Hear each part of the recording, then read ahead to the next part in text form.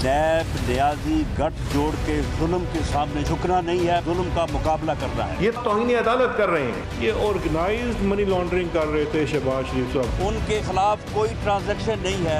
11 अक्टूबर को कोयटा में पीडीएम का पहला जलसा होगा। दिसंबर जनवरी में झाड़ू फिर जाएगा। इदारों से जंग नहीं है, इमरानी टोले से जंग है। अस्सलाम वालेकुम, पाकिस्तान टुनाइट के साथ मैं हूं सैयद समर अब्बास। नाजरीन, अपोजिशन ने हुकूमत मुखालिफ तहरीक को तेज बनाने के लिए, कामयाब बनाने के लिए, जबकि हुकूमत ने इस तहरीक से निमटने के लिए, इस तहरीक को नाकाम बनाने के लिए सफ़बंदी शुरू कर दी है। आज अपोजिशन की जो पीडीएम मूवमेंट के तहत जो कमेटी है उसका पहला अहम इजलास हुआ, जिसमें एहसन इकबाल साहब को स्टीयरिंग कमेटी बना के उसका 1 महीने के लिए सरबराह बना दिया गया है। जबकि हुकूमती कैंप में अगर हम देखें तो वहां पर भी एक 6 रुकनी कमेटी वुज़रा और मुशीरों पर मुश्तमिल बना दी गई है इस तहरीक से निमटने के लिए। अब अपोजिशन ने 11 अक्टूबर को अपने पहले जलसे का ऐलान कर दिया है और ये जलसा कोयटा में होगा मुत्तहिदा अपोजिशन का पीडीएम के प्लेटफॉर्म से। अब क्या अपोजिशन को बिल्डअप प्रॉपर कर पाएगी? लेकिन नाजरीन, एक अहम चीज जो एक आज देखने को मिली है वो ये है कि अपोजिशन का आज से 9 रोज पहले का बयानिया, यानी 9 रोज पहले जब 20 सितंबर को अपोजिशन की एपीसी हुई तो उस रोज बयानिया जो था अपोजिशन का इदारों से मुतालिक जो टोन थी वो बहुत ज्यादा सख्त थी। अब वो टोन डाउन होना शुरू हो गई है और अब अपोजिशन ने अपनी तोपों का रुख इदारों से हटाकर हुकूमत की तरफ मोड़ लिया है। और जो मुख्तलिफ बयानात आए हैं वो भी आपको इसी तरह की इंडिकेशन उसमें नजर आ रहा है। एलामिया भी एक नून लीग की तरफ से जारी हुआ है, एहसन इकबाल साहब की तरफ से, उसमें भी हमें इस तरह का इंडिकेशन नजर आ रहा है कि इदारों से मुतालिक जो है अब वो टोन डाउन हो रही है अपोजिशन की और सारा रुख जो है वो गवर्नमेंट की तरफ मोड़ा जा रहा है। क्या यही वजह है कि गवर्नमेंट ने आज कमेटी बनाई है इस सूरत हाल से निमटने के लिए?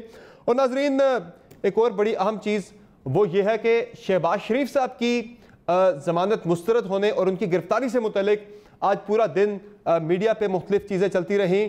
कुछ अहम हकायक हैं इस गिरफ्तारी और जमानत मुस्तरद होने से मुतालिक, वो हकायक प्रोग्राम में आगे चल के आपके सामने रखूंगा। और आज काबीना के अंदर एक अज़्म का इजहार किया गया है वफाकी काबीना की तरफ से, इमरान खान साहब की तरफ से, कि हर सूरत में, हर कीमत पर मियां मोहम्मद नवाज शरीफ को वतन वापस लाया जाएगा। इसके लिए बरतानवी हुकाम से दोबारा से राब्ते भी किए जाएंगे। वजारत खारजा और FIA की जिम्मेदारी लगाई गई है कि वो तमाम ऑप्शन जो हैं वो एक्सरसाइज करें, हर तरह की कोशिश की जाए ताकि मियां नवाज शरीफ को वापस लाया जा सके। क्या यह मुमकिन हो सकेगा?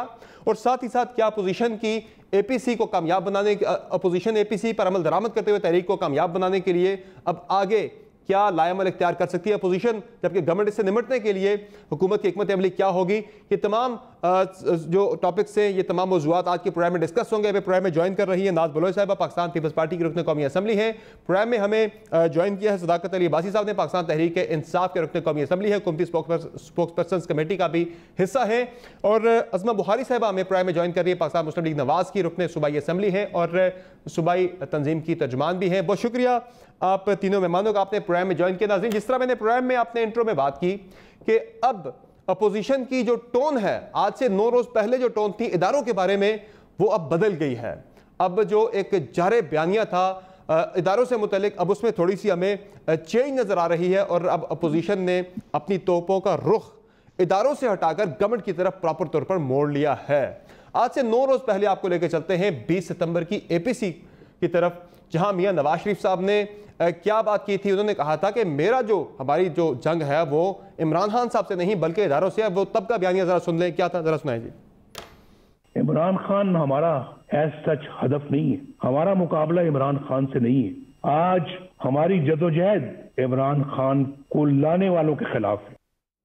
अब नाज़रीन, आज 9 रोज बाद अपोजिशन का बयानिया क्या है, आज उनकी जंग किसके साथ है, जरा सुन लें आप राना सनाउल्लाह साहब को भी और गफूर हैदरी साहब को भी, वो इस बारे में क्या कह रहे, जरा सुनें।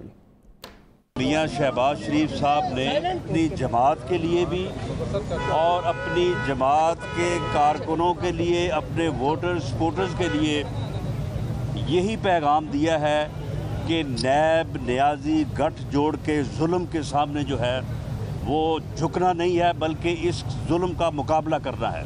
ये सियासी जंग है, ये खुदा न खास्ता कोई आर्मी से, इदारों से जंग नहीं है, इमरान से, इमरानी टोले से जंग है। ये जंग हम लड़ेंगे और इंशाल्लाह ये जंग हम जीतेंगे। नाज बलोच साहब, देर आयत दुरुस्त आयत, नौरोज में फिर अपनी गलती का एहसास हो गया है अपोजिशन को कि जो हमने अपना हदफ चूज किया था, हदफ हमारा ठीक नहीं था, हदफ हमारा हुकूमत होनी चाहिए थी, चूंकि ये सियासी तहरीक है तो आज आपने फिर अपना हदफ जो है दोबारा किबला दुरुस्त करते हुए गवर्नमेंट को बना लिया, इदारे अब आपका हदफ नहीं है। बिस्मिल्लाहिर्रहमानिर्रहीम। देखें, पाकिस्तान पीपल्स पार्टी ने तो डे वन से कभी भी इदारों को हदफ का निशाना नहीं बनाया और हम समझते हैं कि पाकिस्तान के जो इदारे हैं वो मुल्की इदारे हैं, वो पूरे 22 करोड़ अवाम के इदारे हैं, वो कोई पीटीआई के इदारे नहीं हैं। तो असल में हुकूमत ने जो बयानिया दिया, बार बार ये कहना है कि फौज जो है वो हमारे साथ खड़ी है, ये कहना हुकूमत का जो है मैं समझती हूँ ये दुरुस्त नहीं था, क्योंकि फौज पाकिस्तान के 22 करोड़ अवाम के साथ खड़ी है, हमारी भी उतनी ही फौज है जितनी पीटीआई की है। तो ये नैरेटिव बिल्ड करना और फौज को सियासी बनाने का जो किरदार अदा किया पीटीआई ने, मैं समझती हूँ ये उनकी तरफ से बहुत बड़ी नेग्लिजेंस थी। अलबत्ता पाकिस्तान पीपल्स पार्टी ने डे वन से हुकूमत की नाकिस कारकर्दगी, पुअर परफॉर्मेंस, महंगाई, लाकानूनियत और ये तमाम जो भी मामलात हैं, आप देख रहे हैं कि बिजली का बहरान हो, आटे का बहरान हो, चीनी का बहरान हो, महंगी अद्वियात हो, इन तमाम इश्यूज को लेकर और हुकूमत की गलत तरीन पॉलिसीज से लेकर फिर इंतकामी कार्रवाई जो हुकूमत करती आई है और खुद काबीना में बैठे हुए बड़े बड़े जो जो माफियाज हैं, बड़े बड़े चीनी ओनर, चीनी के रेट बढ़ाने वाले लोग और जो पेट्रोल के ये फिर मुस्लिम लीग नून को आपने यानी पीपल्स पार्टी ने ये बात समझाई कि इदारों के साथ लड़ाई नहीं करनी, या फिर हालात व वाकयात और इवेंट्स जो पिछले 9 रोज के अंदर हुए उनसे नून लीग को पता लग गया कि इदारों से नहीं लड़ा जाता? समर, इस बात पे तो तमाम पॉलिटिकल पार्टीज मुत्तफिक थी कि हुकूमत की कारकर्दगी, हुकूमत की परफॉर्मेंस और हुकूमत की इंतकामी सोच जो है वो मैं बात मुकम्मल, मैं उसी का जवाब दे रही हूँ। तो इस बात पे तमाम पॉलिटिकल पार्टीज मुत्तफिक रही हैं कि हुकूमत इदारों को इस्तेमाल कर रही है विच हंटिंग के लिए। इवन यहाँ तक कि सुप्रीम कोर्ट ने रिमार्क्स जो दिए और जो ह्यूमन राइट्स वॉच ने रिमार्क्स दिए हैं, जो यूरोपियन कमीशन ने रिमार्क्स दिए हैं नैब के मुतालिक, वो बहुत ही तशवीशनाक हैं कि नैब को एज ए टूल इस्तेमाल किया जा रहा है। लेकिन हर पॉलिटिकल पार्टी का जो बयानिया है, जो कौमी सलामती के इदारों की बात कर रहा हूँ, नैब की बात नहीं कर रहा। जी, मैं उसी पे मैं आ रही हूँ। हर पॉलिटिकल पार्टी का बयानिया, उनका नैरेटिव, उनकी पॉलिसी स्टेटमेंट्स जो है डेफिनेटली वो एक दूसरे से डिफरेंट होती हैं, लेकिन पीपल्स पार्टी की जहां तक आप मुझसे पूछ रहे हैं बात, तो पाकिस्तान पीपल्स पार्टी कॉन्स्टिट्यूशनलिज्म के ऊपर बिलीव करने वाली पॉलिटिकल पार्टी है। तमाम ऑपोजिशन की जमातें इस बात के ऊपर मुत्तफिक हैं। ये तो पीपल्स पार्टी का मामला ही नहीं है नाज बलोच साहब, ये तो अब पीडीएम का मामला है। ये तो अब पाकिस्तान डेमोक्रेटिक मूवमेंट के प्लेटफॉर्म से ये बात हुई है। 7 दफा आपने एस्टैब्लिशमेंट का नाम लिया, 3 दफा एजेंसीज और फौज का नाम लिया। जी, पीडीएम क्यों? देखें, पीडीएम जो इकट्ठे हुई थी वो किस एजेंडा पे इकट्ठे हुई थी? पीडीएम का एजेंडा तो यही था कि ये हुकूमत चल नहीं रही है। पीडीएम का एजेंडा तो ये था कि ये हुकूमत इंतकामी कार्रवाई के ऊपर अपना वक्त जाया कर रही है और गवर्नेंस इनकी जीरो है। पीडीएम का तो हुकूमत, उसमें आपका हदफ कम थी और इदारे ज्यादा थे। ठीक है, अब उसमें अगर कोई पॉलिटिकल पार्टी अपनी जो है नैरेटिव कोई बिल्ड करता है तो आप डेफिनेटली उनके नुमाइंदगान से पूछ सकते हैं कि उनका जो बयानिया, वो एलामिया, वो करारदाद तमाम पॉलिटिकल पार्टीज की थी, सिर्फ मुस्लिम लीग नून की या जेयूआई फे की नहीं थी। मैं दोबारा तो ये कहीं नहीं लिखा था। नहीं समझ, करारदाद पढ़े ना, करारदाद के अंदर 7 मरतबा एस्टैब्लिशमेंट का नाम आया, 2 दफा एजेंसीज का आया, 1 मरतबा फौज का आया, 10 दफा नाम लिया गया इदारों का, कौमी सलामती के इदारों को बीच में घसीटा गया। देखिए, मैं आपको बताऊं, कौमी सलामती के इदारों को बार बार बीच में लाने का जो एक बयानिया है वो हुकूमत का ही आया है। ये तो रोजाना टॉक शोज पे नहीं, मेरी बात सुने ना, हुकूमत ने मजबूर किया कि उस हमारी जो एजेंसीज हैं या इदारे हैं इनके ऊपर तो हुकूमत ने डे वन से एस्टैब्लिश यही किया है कि अंपायर की उंगली खड़ी हो जाएगी। ये तो हुकूमत का नैरेटिव था कि वो उस वक्त अपोजिशन में थे जब अंपायर की उंगली की बात करते थे।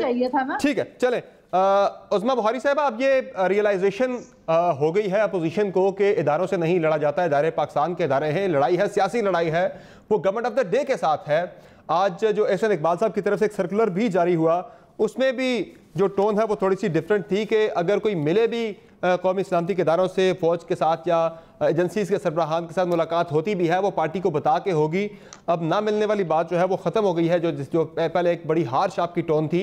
और आपके जो कायदीन है वो भी यही बात कर रहे हैं कि हमारी लड़ाई इमरान खान के साथ है, किसी इदारे के साथ हमारी लड़ाई नहीं है। चलिए, अच्छी बात है, देर आए दुरुस्त है, जिस तरह मैंने पहले बात की, एहसास हो गया 9 दिन के अंदर गलती का कि इदारों से नहीं लड़ना, सिर्फ हुकूमत से लड़ना है। मुझे इजाजत है अब? जी जी जी, बहुत शुक्रिया। देखिए समझ पहले तो ये मुझे समझ में नहीं आ रहा कि ये जो आपने नैरेटिव बिल्ड करने की कोशिश की है, कौमी सलामती के इदारों के साथ जंग हो गई, फलाना हो गया। हमने कहा कि जो तमाम इदारे हैं आईने पाकिस्तान के तहत जो जिसका काम है उसको वो करना चाहिए। और अगर ये हुकूमत जो है ये सियासी मामलात के अंदर भी खुद इस काबिल नहीं है कि ये कोई ताजरों के साथ मीटिंग कर सके, ये कोई कंसेंसस डेवलप कर सके, ये किसी बिल के ऊपर बिठा ही सके एटलीस्ट अपोजिशन और हुकूमत को, इसके लिए भी अगर जो है वो बाकी लोगों को काम करना पड़े, इनको गैबी इमदाद की हर वक्त जरूरत पड़े, तो जाहिर है अगर तो ये मुदाखलत ना हो रही होती और वो नजर ना आ रही होती तो फिर और बात थी। हमें इदारे से कोई प्रॉब्लम नहीं है, इदारा सबके जैसे नाज़ ने कहा वो सबका इदारा है, हमें एक सोच से प्रॉब्लम है, हमें उस चीज से प्रॉब्लम है कि जहां आप पिक एंड चूज करें और आप जो है वो एक शतरंज बिछाएं और उसके ऊपर अपनी मर्जी के मोहरे जो है वो चलने की कोशिश करें। हमारे लोगों को टेलीफोन किए जाए, किसी को कहा जाए आपने यहाँ नहीं आना, आपने वहां नहीं आना, और सेनेट के इलेक्शन में ये बड़ा इतराते हैं। चेयरमैन सेनेट के इलेक्शन में देखे ना इनके मेंबर ने, इनको ये शर्म नहीं आती कि ये आपने जो किया कि दूसरों के मेंबर्स के जो अंदर नकब लगा के आप जो खुश होने का जो शौक पूरा कर रहे हैं। जब आपके मेंबर्स ने डिफाई किया था तो आपको बड़ी तकलीफ हुई थी, तो वो सेनेट के अंदर तो आपकी अपनी गलती थी ना, सेनेट के अंदर तो आपकी अपनी गलती थी, आपने वो बंदे निकालने थे ना बाहर, वो बंदे निकालने थे बाहर ना। आज तक वो बंदे सामने क्यों नहीं आए अज़मा बुहारी साहिबा, वो 14 लोग सामने क्यों नहीं आए आज तक?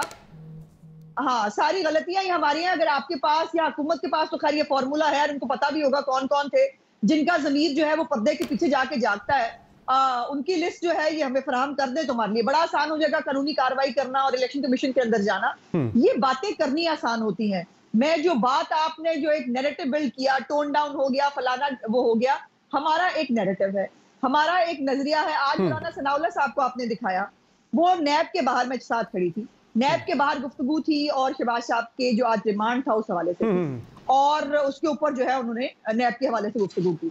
और जो जहां तक सर्कुलर की बात है तो मुझे तो मतलब समझ नहीं आ रहा कि आपको कहाँ जो है वो तफरीक नजर आ गई।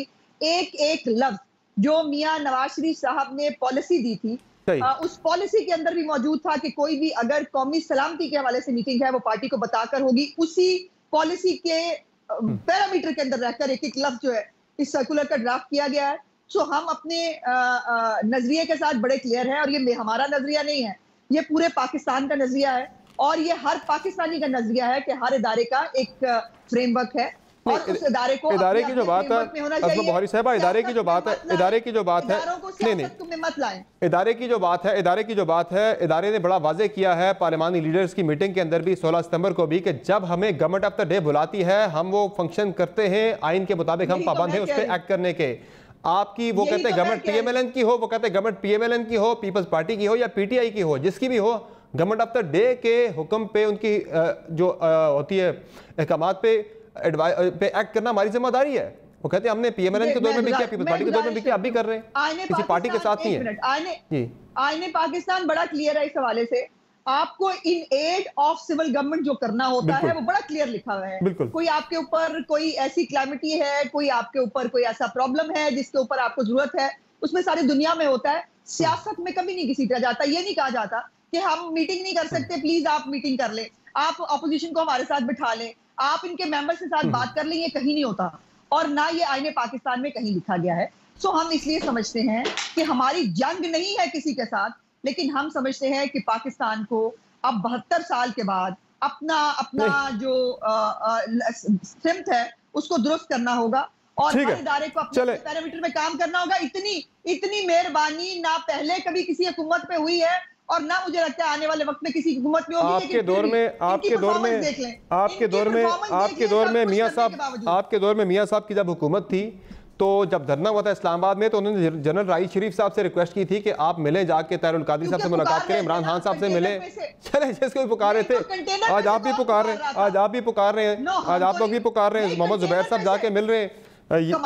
ये क्या ऐसे नहीं सबर, ऐसे नहीं, तो फिर कैसे? ऐसे नहीं, कंटेनर के ऊपर से इमरान खान साहब किसी और को सुनने के लिए तैयार ही नहीं थे और वो अंपायर की उंगली ढूंढने निकले हुए थे, वो पुकार रहे थे अंपायर को और उस वक्त जो है वो पार्लियामेंट ने मोहम्मद जुबैर साहब किसकी आ रही हूँ जुबैर के ऊपर, मुझे बात तो पूरी कर लेने दो समर। आपको मुझे मालूम है अगर आपको बात मेरी अच्छी नहीं भी लगे तो आपने मुझे बुलाया है, आपको मुझे सुनना चाहिए। नहीं, मेरे लिए सब रिस्पेक्टेबल है, सब मेरे लिए रिस्पेक्टेबल है, सबका पॉइंट ऑफ व्यू अपना अपना है, बिल्कुल। नहीं मुझे कोई इतराज नहीं अगर आप मुत्तफिक ना हो।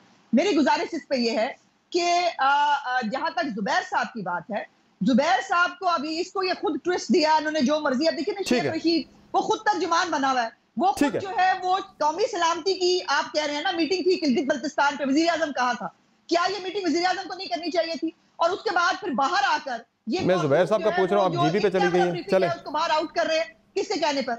क्या हो रहा है ये? चले ठीक है। जुबैर साहब के बारे में DGIS ने बड़ा क्लियर कहा कि मरियम और मियां नवाज शरीफ के बारे में बात हुई, उसको ये कहना कि उनको भेजा था, उनको पता था। उस वक्त तो कायद मियां नवाज शरीफ साहब को पता नहीं था क्या?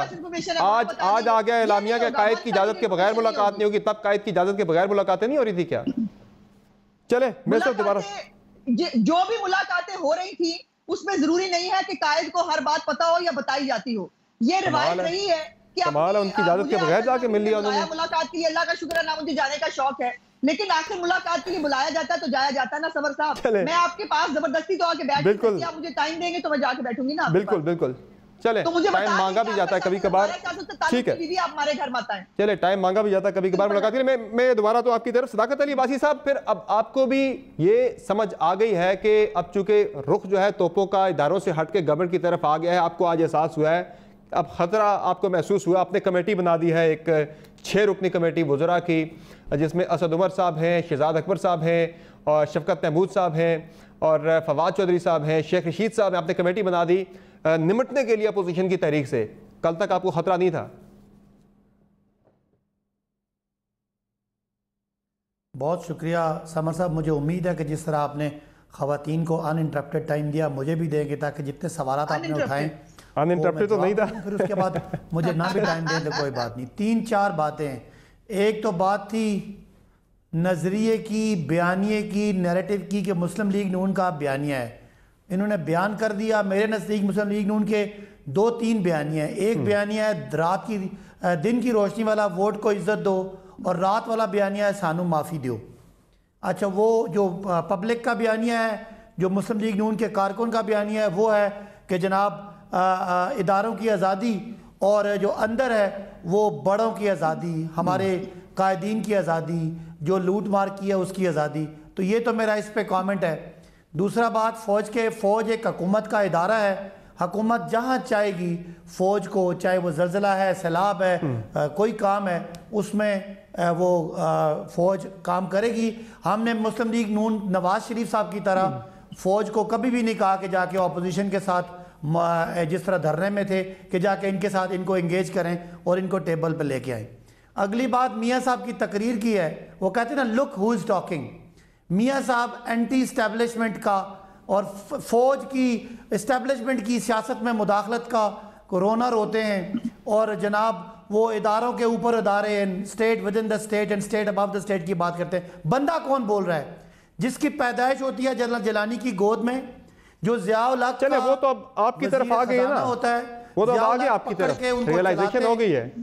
बहुत सुन तो लेना, मुझे पता था आपसे बर्दाश्त नहीं होना समर, मुझसे क्यों नहीं बर्दाश्त नहीं होना? उनके लिए कि बर्दाश्त नहीं करेंगे। मेरी क्या मोहब्बत है? किसके लिए मोहब्बत है मेरी? किसके लिए मोहब्बत है जरा बता दे जरा। नहीं, आपने बात की है, मेरी मोहब्बत है, किसके लिए मोहब्बत है?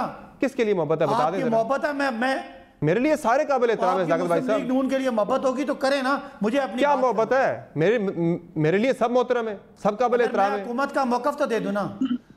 अस्मा बुखारी साहब गिला कर रही थी मुझसे, आप ही गिला कर रहे हैं मुझसे, अजीब बात है। आप जितना मोहब्बत करें मुझे कोई इतराज नहीं है, आपका हक है, आपका हक है सपोर्ट करें, मुझे खाली बात करने। नहीं, मैंने किसको सपोर्ट किया है? मुस्लिम लीग कहां सपोर्ट किया है? आप एक बिला वजह की बात कर रहे हैं, गलत बात कर रहे हैं। सियासत में आना, कारोबार करना, सारा कुछ उनका एस्टेब्लिशमेंट की वजह से है। आज वो एस्टेब्लिशमेंट के रोल की बात करेंगे तो हंसी आएगी ज्यादा। दूसरी बात, उनका ये कह देना कि इलेक्शन रिग होते हैं और माजी में सारे इलेक्शन रिग हुए हैं, वो जो साफ बोल रहे हैं, वो खुद 3 दफा प्राइम मिनिस्टर बने, इससे हम हंसे नहीं, रोए नहीं तो क्या करें। तीसरी बात, अदालतें फैसले सही नहीं करती। वो बंदा जो मुजरिम था अदालतों का, अदालतों ने तरस खा के उसको इलाज करने के लिए बाहर भेजा और वो अल्ताफ हुसैन 2 बन के उन्हीं अदालतों का मजाक उड़ाए तो हज़रत अली का वो कौल याद आता है कि जिससे नेकी करो उससे शर से बचो। हुकूमत ने नेकी की मियाँ साहब से, अदालतों ने उन पे तर्स खा के उनको जाने दिया, और आज वो सारे हम सुन रहे हैं कि हम भी बुरे हैं। किसने जाने दिया? किसने जाने दिया? किसने जाने दिया? किसने जाने दिया? अदालतों ने जाने दिया, हुकूमत ने जाने दिया, काबीना ने जाने दिया। ठीक ठीक, तो मैं अदालतों को तो नहीं कह सकता कि गलती की, लेकिन अदालतों ने भी रहमाना नवाज शरीफ साहब पे बहुत ही मेहरबानी की। आज वो भी सुन रहे हैं और हम भी सुन रहे हैं उनकी तकरीरें, जहर आलूद तकरीरें हमारे खिलाफ, इदारों के खिलाफ। अब अगली बात आ गई कि शहबाज शरीफ साहब जमानत उनकी हो जाए तो अदालतें आज़ाद हैं, उनकी नवाज शरीफ साहब को छोड़ दें तो अदालतें जो है ना वो माइलस्टोन डिसीजन है, अदालतें उनको ना अपनी चोरी चकारी पे जमानत दें तो इदारे बहुत बुरे हैं। ये जो आपने चले मुझे जरा मैं अदालतों वाले मामले पे आ रहा हूँ, शहबाज शरीफ साहब वाले मामले पे मैं आऊंगा आगे चल के, इनफ सबूत है, मैं आगे चल के आ रहा हूँ साकिब साहब, उस तरफ आ रहा हूँ, भेजा जाए उस तरफ आ रहे हैं, उस तरफ आ रहे हैं, शहबाज शरीफ साहब वाले मामले पे आ रहे हैं। मैं जरा ये तहरीक वाले मामले पे चाह रहा हूँ, मुझे जरा आप अपना जवाब दें। ये जो आपने 6 वज़रा की कमेटी बनाई है, ये कमेटी क्या करेगी? बता दें इसका तरीक़ाकार।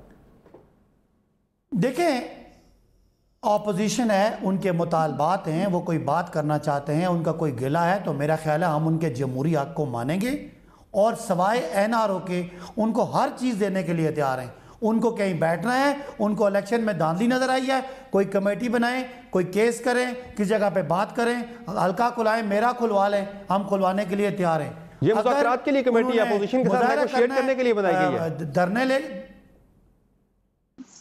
हाँ जी, नेगोशिएट करेंगे, उनको रास्ता देंगे, उनको बिठाएंगे, उनको पानी पिलाएंगे। हमारे पास कोई गुल्लू बट नहीं है, हम पत्थर नहीं मारेंगे, हम उनको पीछे पुलिस नहीं मारेंगे, हम उनको मॉडल टाउन की तरह गोलियां नहीं मारेंगे, उनको बिठाएंगे, इंगेज करेंगे। उनके पास सवाए NRO के मांगने के कोई जायज़ मुतालबा है ही नहीं। वो जो चाहे वो पकड़े जाएं जुबैर साहब, चाहे वो मुंह से निकल जाए, चाहे मरियम साहिबा, खामोश रहें, मियाँ साहब खामोश रहें, बात एक है, हमें करप्शन करने दें। मेरे असासे, बड़े मियाँ साहब फरमाते हैं कि मेरे असासे मेरी दौलत से ज्यादा है, जजेस, अदलिया, नैब, पाकिस्तानी अवाम, तुम्हें क्या, मैं करप्शन करूं तुम्हें क्या, ये उनका बयानिया है। चले, आपका मियाँ साहब खाते हैं तो क्या हुआ, लगाते भी तो हैं। आपका पॉइंट ऑफ व्यू आ गया। उसमें बुहारी साहब, ये जो कमेटी आज अनाउंस हुई है वफाकी वज़रा और मुशीरों की, जिसमें शेख रशीद साहब हैं, असद उमर साहब हैं, शहजाद अकबर साहब हैं, फवाद चौधरी साहब हैं, बाबर अवाद साहब और शफकत महमूद साहब हैं, ये 6 रुकनी कमेटी है। ये नेगोशिएशन के लिए बकौल सदाकत अब्बासी साहब के ये बनाई गई है, अपोजिशन के साथ नेगोशिएट किया जाएगा, आपकी डिमांड सुनी जाएंगी, करेंगे बातचीत इस कमेटी के साथ, या फिर आप पॉइंट ऑफ नो रिटर्न आ चुका है, किसी किस्म की बातचीत अब नहीं की जाएगी हुकूमती वज़रा या कमेटी के साथ? देखिए, पहले तो किस चीज की बातचीत करेंगे इनके साथ? ये जो नाम आपने देख लिए, उसके बाद इनको तो इनकी तो शायद इनको पास बिठाना कोई हम में से पसंद ना करे। इनको टाइम कौन देगा, इनके साथ कौन बैठेगा? इनके साथ बैठने बिठाने का, मैं बात पूरी कर लूं, इनके साथ बैठने बिठाने का टाइम अब खत्म हो गया। हमने बहुत बैठ लिया इनके साथ। जब हम बैठते थे, FATF की बात हो, जब जो है वो कश्मीर की बात हो, जब इंडिया हम पे हमला करे तब बात हो, लेकिन उन बातों को इन्होंने फिर जो है वो हमारे एक मिसाके मईशत की बात हो, वो हाथ झटक के इसको फिर वही NRO। भाई तुम NRO रखो अपनी जेब में, अब तुम्हें NRO की जरूरत पड़ेगी। और हंसना रोना जो है वो पागल की निशानी होता है, वो पागल होता है जिसको पता ना चले कि वो हंसना है या रोना है।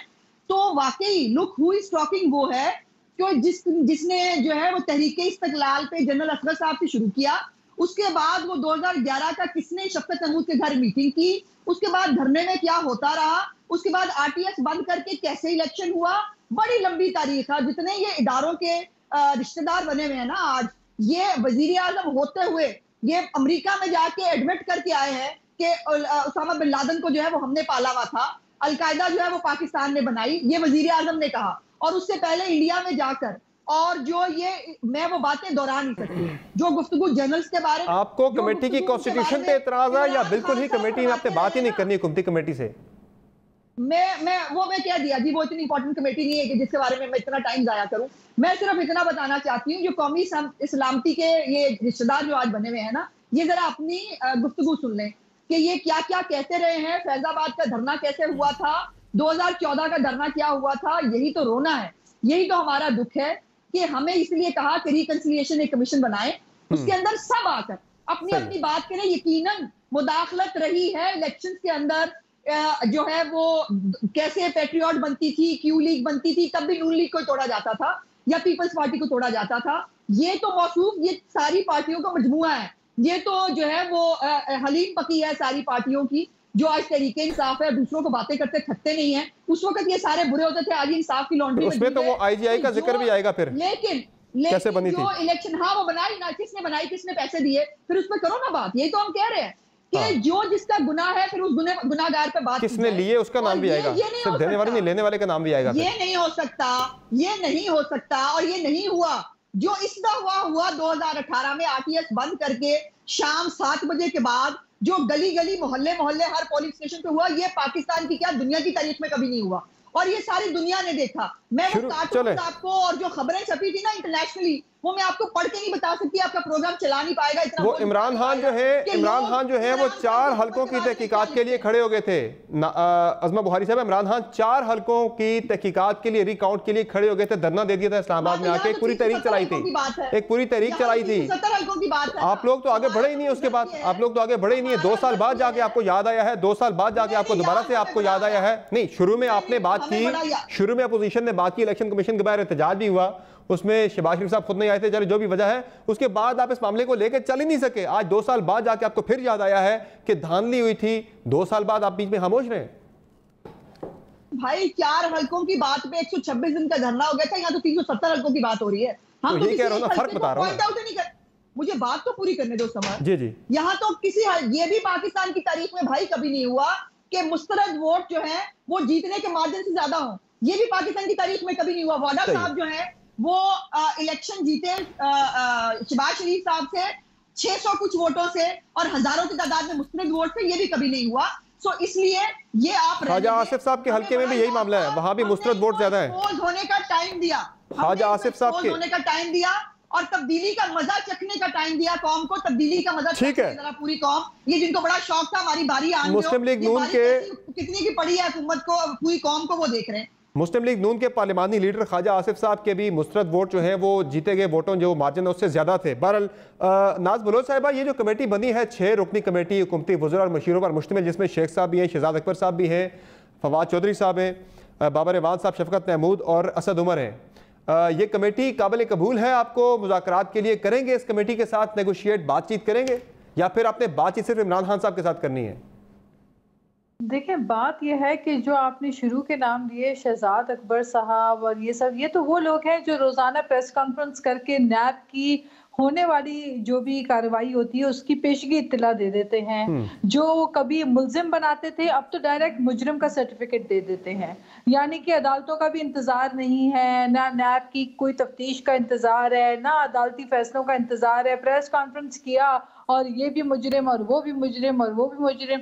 जरा अपने दाएं बाएं लेफ्ट राइट देखने, काबीना में बैठे हुए वो लोग जिनके लिए मैं नहीं अदालती रिमार्क्स आ रहे हैं कि 10 दिन पाकिस्तान में पेट्रोल के लिए जो बहरान पैदा किया गया उसके जिम्मेदार कौन है? अवाम रुल गई पेट्रोल के लिए। आज तक उसका कोई जो है हमने नहीं देखा कि क्या तहकीकात हुई, कितने लोग पकड़े गए।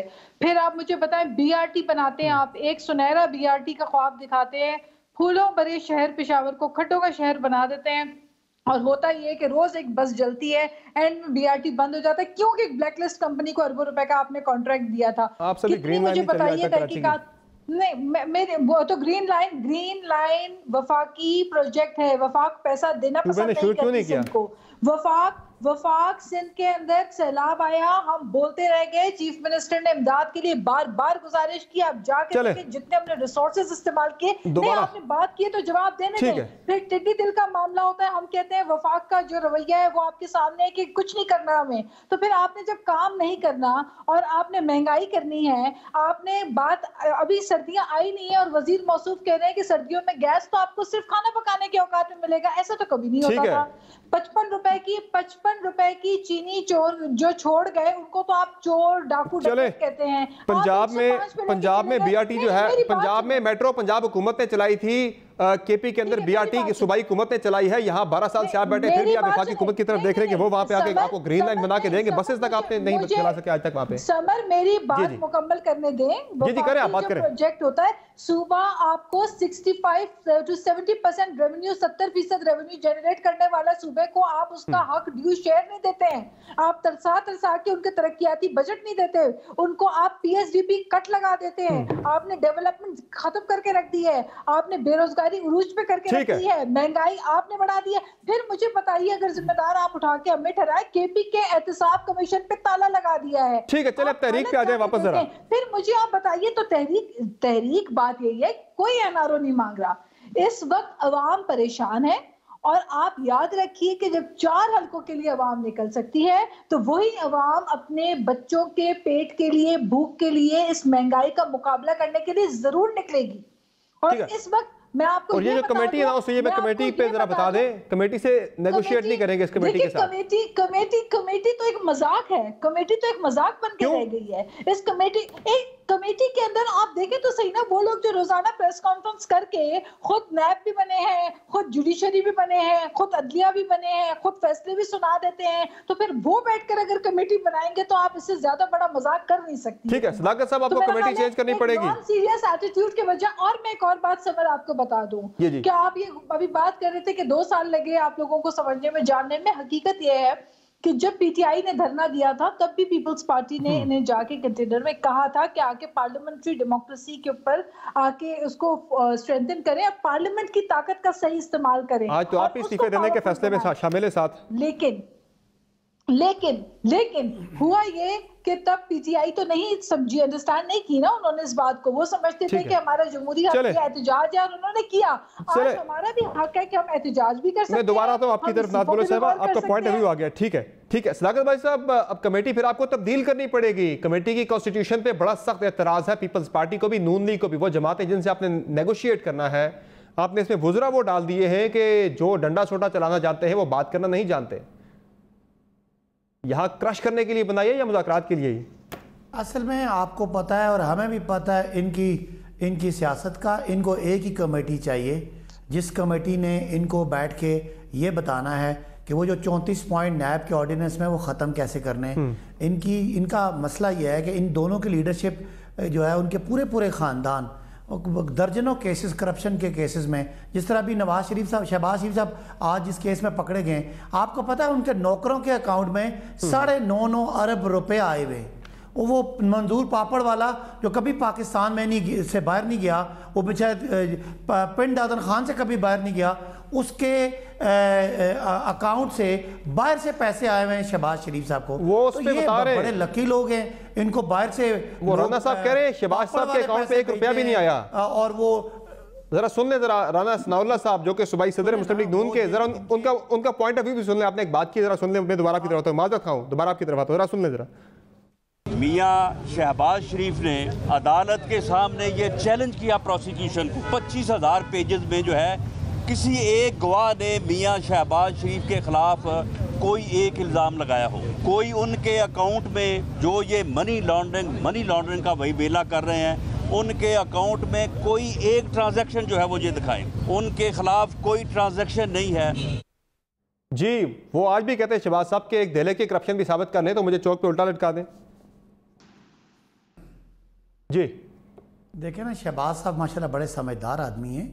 वो उनका ये जो निसार गिल है, ये चीफ मिनिस्टर सेक्रेटेरिएट का मुलाजिम था, और रहमत मसीह ये कोई 15-20 हज़ार रुपए के मुलाजमीन हैं, और ये इनकी मुख्तलिफ कंपनियों के मालिक हैं। और ये पैसा शहबाज शरीफ साहब की जो उनकी एहलिया हैं उनके अकाउंटों में जाता है। पूरा मनी ट्रेल दिया है। ये जो 25,000 पेजेस है, इनमें यही सबूत हैं। मेरा ख्याल है राना साहब सिर्फ जज्बात में बातें कर रहे हैं, और जो इदारे हैं जिन्होंने ये रिकॉर्ड निकाला है, आप मुझे बताएं ना, कोई वजह बता दें कि जो इनके मुलाजमीन हैं, उनके जो हमजा साहब के मुलाजमीन हैं, सलमान साहब के मुलाजमीन हैं, उनके अकाउंट में अरबों रुपए, ये करोड़ों नहीं, लाखों नहीं, अरबों रुपए के हैं। और मंजूर पापड़ वाला मशहूर है, और मंजूर पापड़ वाले के अकाउंट से जो पैसे निकले वो शहबाज साहब की जो एहलिया है उनका घर उससे ख़रीदा गया। तो ये कोई इदारे इतने बेवकूफ़ नहीं है जो जिन्होंने इतना बड़ा रिकॉर्ड लेके आए। तो कहने की बात है, आपने कहा कमेटी इनको कुछ नहीं दे सकती। जो इनको चाहिए वो इनको जो रातों को जाके मांगते हैं, ये इदारों से मांगते हैं, ये रिटायर्ड अफसरान से मांगते हैं, रिटायर्ड जजेस से मांगते हैं, हमसे मांगते हैं, पार्लियामान से मांगते हैं, वो है एनआरओ मिलेगा नहीं। लिहाजा इन्होंने अपने आप को रेलेवेंट रखने के लिए ये सड़कों पे आएंगे। कोई पाकिस्तानी जी शऊर आदमी कभी भी इनके करप्शन के लिए और इनके पार्टी नून लीग दोनों जमातें कह रही हैं बार-बार हमें एनआरओ चाहिए ही नहीं और ना दे सकते हैं। हाँ,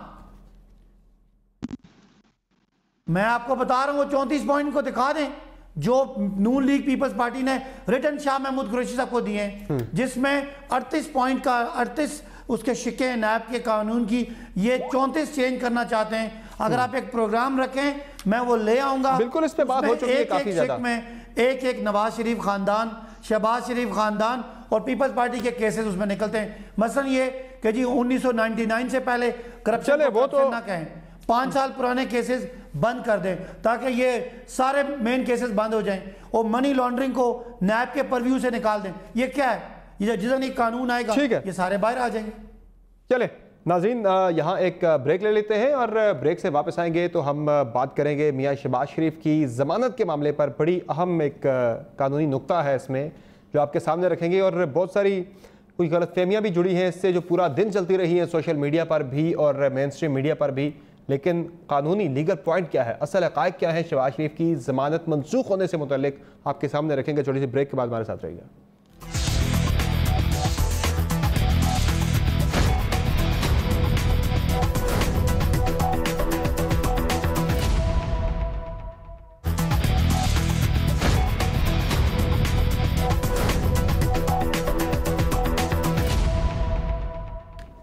नाज़रीन, पाकिस्तान टुनाइट में आपको फिर से खुशामदीद कहेंगे और बात हो जाए शहबाज शरीफ साहब से मुतल्लिक जो आज लाहौर हाई कोर्ट का तहरीरी ऑर्डर आया है उनकी ज़मानत मनसूखी के हवाले से।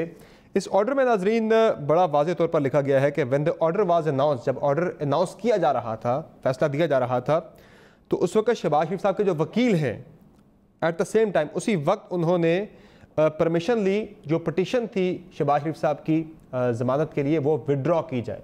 तो वो पटिशन जो है वो उनकी दरख्वास्त पे विड्रॉ कर ली गई और अगले पैरा में पैरा 2 में वो लिखते हैं इसके कि पटिशन जो है वो डिसमिस हो गई क्योंकि जो पटिशनर हैं उन्होंने जो पटिशन थी वो विड्रॉ कर ली उन्होंने और इसीलिए उनकी प्री अरेस्ट बेल जो है वो कैंसिल हो गई। अब नाज़रीन इसमें जो पहला हिस्सा है कि अब ये पूरा दिन चलता रहा, मुख्तलिफ एक बात होती रही कि शहबाज शरीफ साहब ने चूँकि दरख्वास्त अपनी ज़मानत की वापस ले ली थी, जानबूझ गए इसलिए वो गिरफ्तार हो गए, ज़मानत कैंसिल हो गई। हालांकि ऐसा नहीं है क्योंकि इसमें लिखा है एट द सेम टाइम जब फैसला सुनाया जा रहा था, ऑर्डर सुनाया जा रहा था ज़मानत मनसूखी का, तब उनके वकील ने ये दरख्वास्त की कि उनकी ज़मानत जो है वो उसकी जो मनसूखी की दरख्वास्त है वो वापस ले रहे हैं। तो नाज़रीन ये प्रैक्टिस होती है हमेशा कि जब लगता है किसी भी फरीक को कि अब जो भी फैसला आना है, फैसला उनके खिलाफ आ रहा है, तो वो पटिशन जो है वो वापस ले लेते हैं उसी वक्त, ताकि जो तहरीरी फैसला है उसमें ग्राउंड्स लिखी जाती हैं, वजूहात लिखी जाती हैं कि क्यों ये ज़मानत अगर कैंसिल करनी है तो क्यों कैंसिल की जा रही है। तो इसमें शहबाज शरीफ साहब के वकील जो हैं उन्हें महसूस हुआ, उन्होंने ये जज कर लिया था कि अब चूँकि ये ज़मानत उनकी वैसे भी कैंसिल हो रही है तो अब जो तहरीरी फैसला आएगा इसमें वजूहात लिखी जाएंगी कि किन वजूहात की बिना पे अदालत ये समझती है कि शहबाज शरीफ साहब की ज़मानत कैंसिल होनी चाहिए और वो नहीं चाहते थे कि वो ग्राउंड्स तहरीरी फैसले का हिस्सा बने, तहरीरी ऑर्डर का हिस्सा बने और वो मीडिया पे डिस्कस तो सारी चीज़ें सामने आ जाएं। यानी उन्हें नज़र आ रहा था कि चीज़ें उनके फेवर में इतनी ज़्यादा नहीं है, उनका केस कमज़ोर है, इसीलिए उन्होंने विड्रॉ कर ली। इसी तरह से शहबाज शरीफ साहब के खिलाफ आशियाना इकबाल केस में भी सुप्रीम कोर्ट में नैब ने पटिशन अपनी वापस ली थी, इसीलिए कि उन्हें नज़र आ रहा था कि ये तहरीरी फैसले में ये चीज़ें लिखी जाएंगी, ग्राउंड्स पे आ जाएंगी जो बाद में उनके लिए नेगेटिवली डिस्कस हो सकती हैं। तो शहबाज शरीफ साहब के वकील ने बड़ा स्मार्टली प्ले करते हुए, तो अज़मा बुखारी साहबा जब पता था कि तहरीरी फैसले में चीज़ें बड़ी नेगेटिव आनी है, उनके खिलाफ उन पर बड़ा उसके नेगेटिव इम्प्लीकेशंस होंगी, जब वजह लिखी जाएगी उससे बचने के लिए जो है वो वापस ली गई। तो नज़र तो आ रहा था उन्हें कि उनके फेवर में चीज़ें नहीं है, बेसिकली तो ये उन्होंने बचने के लिए किया सारा कुछ। देखिए समझ मुझे नहीं मालूम कि आपको थोड़ा सा कानून के बारे में इल्म है कि नहीं। ये आपने दुरुस्त कहा कि ये प्रैक्टिस होती है कि जब आप की पिटीशन जो है आपको लगे कि डिसमिस होने जा रही है तो आप उसको विड्रॉ कर लेते हैं वॉलंटरीली। और उसकी एक रीज़न ये होती है कि आप उसको दोबारा फ्रेश ग्राउंड पर अप्लाई कर सकें और अपना एक राइट जो है वो आपका यहाँ रह जाए, ताकि आपको सुप्रीम कोर्ट में दोबारा एक जो है वो मिल जाए। ये फोरम्स होते हैं, अवेलेबल स्टेप्स होते हैं जो एक मुल्जिम जो है वो अपने लिए हासिल करता है। तो इसमें ये मेरी गुजारिश थी कि आप इसको देखती थी। इसमें एक और बड़ी टेक्निकल बात है और वो ये है कि इस केस के अंदर ये तो प्री अरेस्ट थी, ये भी जरा ध्यान में रखिए कि ये प्री अरेस्ट थी और रेफरेंस दायर हो चुका है। उसके अंदर जो है वो फर्द जुर्म जो है वो आयद हो चुकी है, लेकिन उसके बावजूद अब ये भी बड़ा टेक्निकल नुक्ता है कि ऐसी कौन सी इन्वेस्टिगेशन है जो अब रेफरेंस दायर होने के बाद होनी है, जो पहले नहीं हो सकी जब आपने 4 महीने उनको अपने पास रखा। और दूसरी इंपॉर्टेंट बात यह है कि आप कह रहे हैं ओपन एंड शट केस है, आप कह रहे हैं सबूत भी बड़े स्ट्रॉन्ग है, बड़ा स्ट्रेट केस है, तो फिर शहबाज शरीफ को अपने पास रखने की जरूरत क्या है सिवाय इसके कि इसका पॉलिटिकल मोटिव है। जब हम नैब न्याजी गठजोड़ कहते हैं वो फिर यहाँ आके इसलिए सही साबित होता है कि इसी आड़ में जो सियासी मकासद हासिल करने होते हैं, गिलगित-बल्तिस्तान का इलेक्शन जो आपने चोरी करना है, जो आपको चोरी करने की आदत पड़ी हुई है, तरमीम चोरी कितने दौरे किए शहबाज शरीफ साहब ने अब तक जीबी के? इलेक्शन हो गया, वहां पर कैंपेन अभी होनी है ना, कैंपेन तो शुरू है वहां पे आपको नहीं, तो वो अब शुरू हुई है ना। इलेक्शन कमीशन ने डेट कब दी है मालूम है ना आपको? 10 दिन पहले।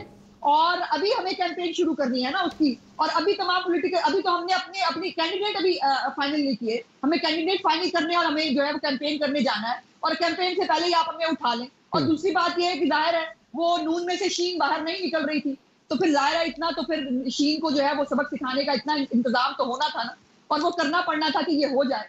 तो ये बातें इतनी सिंपल नहीं है। नैब के बारे में मुझे छोड़ो, नैब के बारे में फैसले मौजूद है, और खास तौर पर शहजाद अकबर के बारे में हायर जुडिशरी कहती है मौसूफ सियासी दखल अंदाजी करते हैं, और जहां पर सियासी दखल हो वहां पर जो ये जराइम है, जो जिस तरह के केसेस हैं, ये एग्जिस्ट नहीं कर सकते।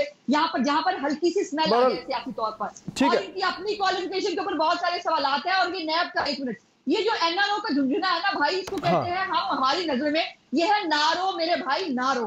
तो हमें एनआरओ ना सिखाएं आप। एनआरओ जो है वो खत्म हो गए मुल्क के अंदर से। अलीमा बाजी ले गई, वो जहांगीर तरीन साहब ले गए, बुजदार साहब को आपने दे दिया, अपने आप को भी खुद बैठ के दे लिया, और वो अभी आसिम सलीम बाजवा साहब को जो है बजाय इसके कि उनको उनके इदारों को जो है रिकॉर्ड की उस वक्त नहीं, तो आपको नहीं मिला एनआरओ, इसकी आपको मसला है सारा। एक मिनट, आपने भी तो कहीं ना कहीं जाके एनआरओ मांगा था ना आपने। ये क्या बात हुई समर? यानी हमारे केस में सिर्फ हमें सजा मिलनी जरूरी है, ये तय हो गया कि नैब सिर्फ ऑपोजिशन को पकड़ने के लिए है। क्यों आसिम सलीम बाजवा साहब की एक्सप्लेनेशन जो है वो इमरान खान साहब ने खुद ही उसको जो है वो दुरुस्त कह दिया। आप लोग भी तो एनआरओ मांगने कहीं गए थे ना, उसके बाद आपने एक बयानिया अपना सख्त इख्तियार किया ना। इंपॉर्टेंट बात सुन लो। नहीं, आप लोग भी तो गए थे ना, कहीं आप एनआरओ मांगने गए थे ना, उसके बाद जब वहां से नहीं मिला आपको एनआरओ, तो आपने फिर एक सख्त बयानिया इख्तियार कर लिया। सबर ना करो इस तरह की बातें, ये रिकॉर्ड पे मौजूद है चीजें सारी ना। एनआरओ मांगने गए, एक मिनट, मुझे डी ट्रैक ना करो, मैंने वो बात करनी है। नहीं, डी ट्रैक क्या, एनआरओ की बात हुई है ना। अतर मिनल्ला साहब ने एफसीसीपी के जो मुलाजमीन के रिकॉर्ड, जिसको उन्होंने कह दिया कि पहले ही पब्लिक था, उस रिकॉर्ड को जो है वो पब्लिक करने से रोकने पर जिन एहलकारों के बारे में जरा वो पढ़ लीजिए बराए मेहरबानी कि उसके बारे में अतर मिनल्ला साहब ने क्या कहा है। तो ये जो है ना मीठा मीठा हापुर कड़वा कड़वा थू थू, ये नहीं होगा। सवाल इन सबसे होंगे और इनसे पूछे जाएंगे। जिस छड़ी से हमें मार पड़ी है ना, उस छड़ी से इनको पड़ेगी। चले, उसी छड़ी से मार पड़ेगी। ये जब वुज़रा की बात आती है यहाँ पे, सदाकत अली भाई साहब, मैंने कल भी इस पे बात की थी, मैं आज भी दोबारा इस पे बात करूंगा कि खुद हुकूमत जो है वो मौका देती है अपोजिशन को इस पे बात करने का, तमाम जो नैब केसेस है उनको लिंक करने का, नैब न्याजी गठजोड़ का जो तासुर अपोजिशन बनाती है, आप लोग खुद इसका मौका देते हैं। और जब आपके वुज़रा तारीखें देंगे बैठ के कि फला बंदा गिरफ्तार होने जा रहा है, शहबाज शरीफ साहब गिरफ्तार हो गए, दीगर लोगों को भी तारीखें दी जा रही है कि दिसंबर तक गिरफ्तार हो जाएंगे, जरा सुनाए जी। शेख रशीद साहब काबीना के वजीर हैं, वो क्या बातें कर रहे हैं अपोजिशन के रहनुमाओं की गिरफ्तारी के वाले से, और आर्टिकल 6 तक लगाने की वो बातें कर रहे हैं, जरा सुनाए जी। दिसंबर जनवरी में झाड़ू फिर जाएगा। पाक फौज के बारे में जो ज़बान इस्तेमाल की गई है वो इस काबिल है कि गुद्दी से खींच ली जाए, और उनके खिलाफ, लगवाने वालों के खिलाफ और लगाने वालों के खिलाफ आर्टिकल 6 गद्दारी का मुकदमा दर्ज किया जाए। जी भाई साहब, ये क्या मामला है? ये वजीर कैसे बता रहे हैं कि दिसंबर जनवरी में झाड़ू फिरने वाला, अपोजिशन के दीगर लोग भी गिरफ्तार होने वाले, और दिसंबर जनवरी ही वो बड़े क्रिटिकल महीने हैं जिनमें अपोजिशन की तहरीक ने पीक करना है जाके।